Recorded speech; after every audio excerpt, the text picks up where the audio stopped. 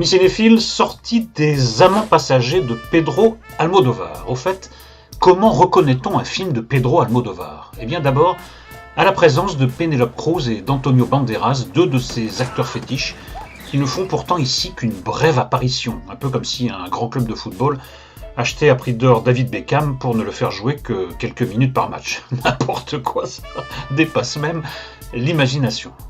Ensuite, parce que ça se passe généralement en Espagne, nous sommes plus précisément à bord du vol Madrid-Mexico, bientôt victime d'une grave avarie, contraint de rebrousser chemin et d'attendre dans les airs qu'une piste se libère. Enfin et surtout, parce que l'équipage passe son temps à picoler, à se défoncer et à forniquer.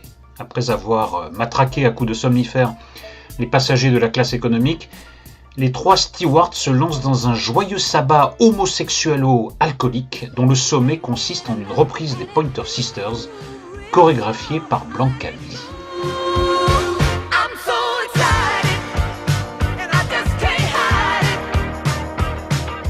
Pendant ce temps-là, le commandant de bord et son second examinent le concept de bisexualité sous ses aspects à la fois pratiques et théoriques, tandis que divers personnages secondaires, de la voyante pétomane au tueur à gages en passant par la mère maquerelle ou l'escroc en cavale, viennent faire un petit tour de piste.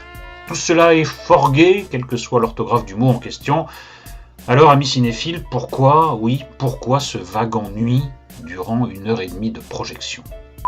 Parce qu'Almodóvar était autrement plus radical et plus subversif dans ses premiers films? Pépi, Lucie, Baume et autres filles du quartier, par exemple? Certes.